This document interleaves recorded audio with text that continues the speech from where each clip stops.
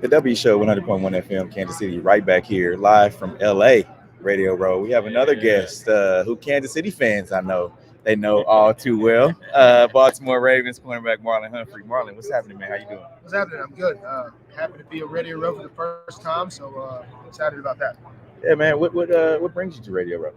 Honestly, I'm here for no reason really, other than I really like broadcasting, public speaking, all those type of things. So I was excited to come, kind of get some practice reps in. So that's kind of the thing here. No, your first time. You said your first time here. What was that moment like when you walked through the doors and saw all of you? A whole bunch of cameras, a whole bunch of microphones. People I usually try to avoid during the season. Yeah. But, now I join them. So it's I didn't know it was this big, but it's a pretty big deal. And we talk a lot of times to athletes about the future after they finish playing the game, because any sport, right? And what they're going to transition to afterwards. It seems like you know what you want to transition to. Is that something that came over time, or did you just start thinking about that? I think it kind of came early. I didn't really know exactly, but I think I'm one of those guys that I got to be doing something. You talk to a lot of guys, and they're like, after I get done playing, I plan on doing nothing. I'm like, I'll go crazy just sitting at the house. You know what I mean? Like, I think you can have all the money in the world, but sitting at home with a lot of money is a dangerous thing. You know what I mean? So I've always kind of wanted to do something in this area after football.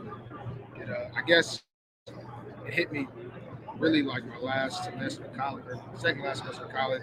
I left Bama early, and then they were like, "Yo, what class do you want to take on your last semester?" And I was like, I really like public speaking, so I took it early on in my college career.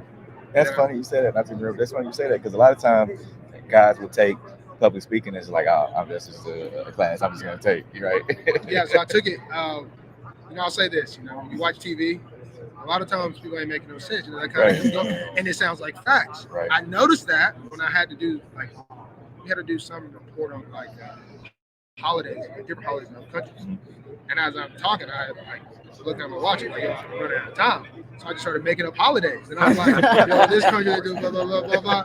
Got a good grade in the class. And I'm like, man, maybe I got something here. So hopefully I'll be telling the truth more often. But if not, I got something up to sleep. Now, you obviously stayed busy. You are USA Today All-American track and field. Tell us a little bit about that, too.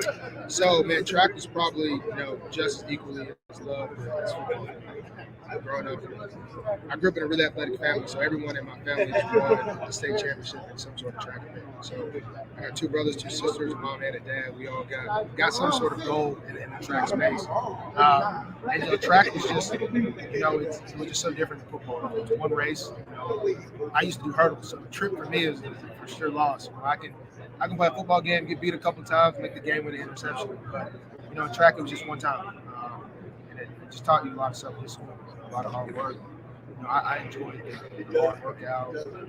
Couldn't walk after and all that jazz. But man, I really had a big passion for track. I think if they paid $18 million a year, I don't know. I might be running track. That $300K is just not going to cut it for me. So when I had other options, but I really had a big love for track. Yeah, and you say you come from a family of athletes, and everybody really being successful. What kind of pressure was that on you? And even like, were you the youngest or the oldest in your siblings? But then being under pressure. So I was in the middle. I don't know how much pressure it was, but I did feel like there was expectation. That's what you did. So I remember my brother was getting all these offers for football. I was like, man, UAB, University of Alabama. At the time, they were not the best. I was like, man, I can at least go. That's what I used to always tell myself. I got to at least do something. So, and now they're winning conference championships. But so I definitely felt the expectation. It was always, you want to for son. That's my dad. You want to for son all the time. And then, the narrative kind of changed. It was like, so it was cool to, when I went to Bama, it was cool to actually see those shadows because those relationships that he had built, they were kind of my relationships. So looking at it from that way, it really changed my perspective. Going to was just such a great thing for him. Talk about them. Talk about your experience at that. Everybody wants to know what college program. Talk about your experience. Man, Alabama was very disciplined. I went to a disciplined high school, but Saban took it to a whole nother level.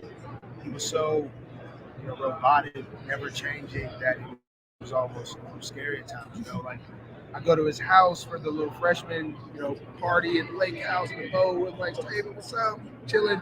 And the next day he's cussing me out at practice. And I'm like, dang, I thought we were cool. And then you see him it's like you see him just in the parking lot. He's completely different than what he was when he was just coaching. Like it's literally like so strictly business that it's almost like crazy. And so, a lot of people are like, I'm saving Mike. And it's like, man, the dude is just like, he flips that switch when he walks in the building. And it's literally as soon as he walked out, he's completely different. Like we used to have a guy that had some mental health issues. He was a younger guy, and he used to give out like score predictions. But he would always, so he would come in the building, I think either Thursdays, but he would always give it to Saban at the door. Like he would never walk in the building. He would never do that in the building. It would be like right there at the door. So when Saban, flip that switch off, and that's just the craziest thing with him. And then, redshirting my freshman year, that was tough for me as well. You come in and the top recruit, you come in with other 5-stars. I came in with other 5-stars at my position. And so redshirting was, it's not that it was necessarily that hard. I just didn't know what was going on, I guess. And so I found out I was redshirting playing Texas A&M. We were down, we were up 42-0. The starters were still in. So then all the freshman guys, they just told me, man, they still not going in. I'm looking around like, nobody told me I'm going in. Right. So we ended up going up 49-0, and I realized I think I'm redshirting. So once I knew, it was cool. But so they didn't give like, hey. They told everybody else, like, except me. I don't know if I'm or what, but that's crazy. It took me 49-0 to realize. So it was an interesting day. But man, I think there's no program better when it comes to business. What's going to be just like the NFL. It's going to train like the NFL. You want a head coach that doesn't hold these grudges and all these petty things. Saban is, by far just, you're a new man every day. You got a new slate every day. Unless you get the doghouse, that's a different story. But other than that, man, I really love Saban. You don't always understand what he's doing, which you don't really owe that. He doesn't really owe that to anybody. But when you look at it from afar, and I know we got out of here, man. But real quick, I want you to talk about NFTs real quick. A lot of people don't understand it, but you talked about money a little bit, so I just want you to kind of explain what you're going through with NFTs and the gaming age. Man, NFTs have gotten crazy. I got into it heavy, and it's just an interesting way that I think will really be the future with a lot of different things. I think there's just no way to really cheat the blockchain because it's all there in front of you. I think Nike released one, Adidas, and I was just thinking about the many ways. Thinking about. I mean, I'm a victim myself. I done bought some Nike shoes and I'm thinking they're legit, they're fake. What if, that Nike shoe, you buy a couple of NFT and then someone tries to sell it to you and it's a fake one. And it's like, what's authenticating this? The StockX, there's all these things. Even StockX gets fake shoes. So there's just so many different ways that I think, here in the next 5 years that all these companies will have something to get into and inside, just whether it's just authenticity or whatever it is. Whether it's Bored Apes, that's 6 figures. I'm all over the place. So my financial advisor is not the happiest, but I think it'll do dividends for me. Marley, we definitely appreciate the time, brother. All right, thank you. All right, that was Marlon Humphrey. We'll be right back with more guests here live from Radio Row. Appreciate it, man.